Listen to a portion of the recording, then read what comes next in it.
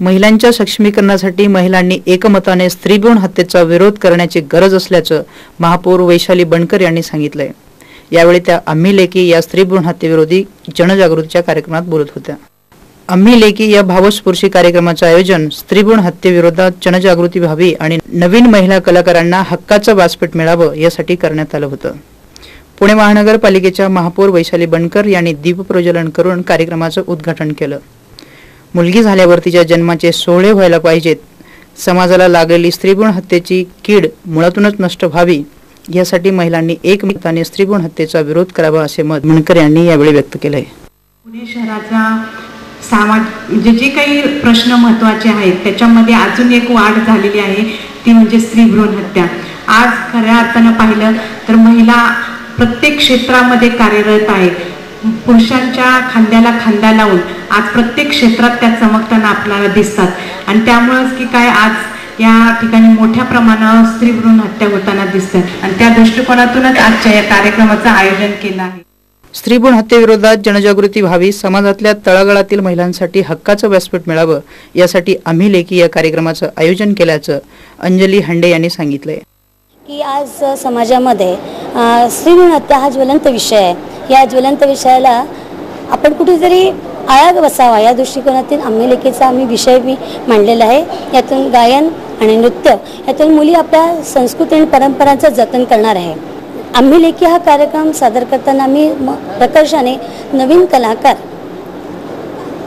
समोर यावे यांनी आणि नवीन गाणी, काही नवीन गाणी पण आपण त्याच्यामध्ये जोडलेली आहेत। त्या अनुषंगाने दोन्ही पण आपण जुनी गाणी तर आहेत त्याची गोडी अवीट आहे, पण नवीन गाणे पण पुढे यावे, नवीन कलाकार पुढे यावे यासाठी आपण व्यासपीठ उभं करावं या दृष्टीने पण हा कार्यक्रमाचं आपण आयोजन करतो आहे। स्त्रियांच्या बहरत्या जीवनातील काही हृदयस्पर्शी क्षण आम्ही लेकी या कार्यक्रमातून सादर करण्यात आले। यावेळी बहुतांश महिलांचे डोळे पाणावले होते।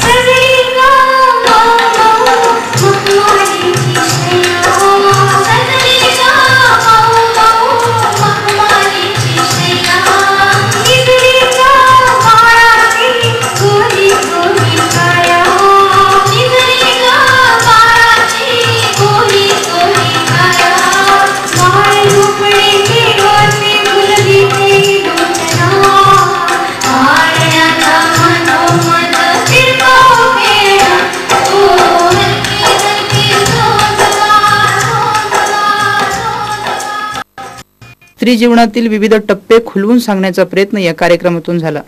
स्त्रीचे अस्तित्व काय आहे, तिला जीवनात किती भूमिका पार पाडाव्या लागतात याचं यथायोग्य वर्णन या कार्यक्रमातून झालं।